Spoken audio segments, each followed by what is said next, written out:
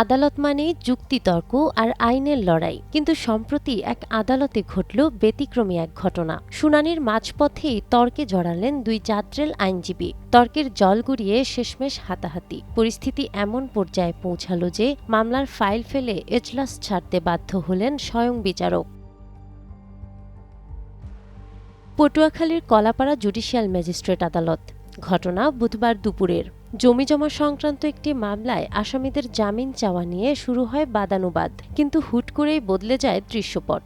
Senior আইনজীবী হাফিজুর রহমান চুন্নু এবং নাসিরুদ্দিন মাহমুদের মধ্যে আইনি লড়াইটা হঠাৎ রূপ নেয় পেশি শক্তির লড়াইয়ে। এজলাসের ভেতরেই শুরু হয় দুই আইনজীবীর ধস্তাধস্তি আর হাতাহাতি। উদ্ভট এই পরিস্থিতিতে আদালতের মর্যাদা রক্ষায় তড়িঘড়ি কার্যক্রম মুলতবি করেন ম্যাজিস্ট্রেট রাব্বি ইসলাম রনি।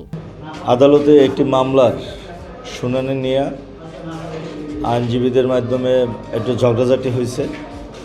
ঝগড়াঝাটি হওয়ার পরে বিজ্ঞ আদালত মামলাটা পরে শুনানির জন্য রাখছে। এই ফাঁকে আমাদের সিনিয়র দুজন আইনজীবী অ্যাডভোকেট হাফিজুর রহমান সাহেব এবং নাসিরুদ্দিন মাহমুদ সাহেবের মধ্যে একটা অনান্ত তর্কাতর্কির ঘটনা ঘটছে। এরপরে আমরা সেই বিষয়টা আইনজীবী সমিতি তাৎক্ষণিক আমরা বৈশা ইতিমধ্যে আমরা ফয়সালা করে দিয়েছি এবং এটা নিয়ে আমাদের মধ্যে আর কোনো বিরোধ নাই এবং দুইজনকে আমরা মিলিয়ে দিয়েছি এবং কলাপাড়া উপজেলা বিএনপির সভাপতি জনাব হাজী হুমায়ুন শিকদারও উপস্থিত ছিলেন।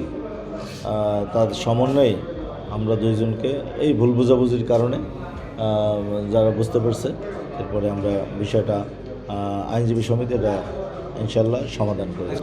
না, আমরাই বলছি স্যার, এই উদ্ভূত পরিস্থিতিতে আমরা কোর্টটা একটু পরে মুলতবি করেন, পরে উঠব।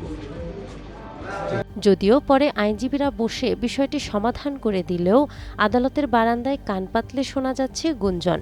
আইনের রক্ষকরাই যদি এভাবে হাতাহাতিতে জড়ান, তবে আদালতের গাম্ভীর্য নিয়ে প্রশ্ন ওঠা স্বাভাবিক। নাহার বৃষ্টি, টাইমস টুডে।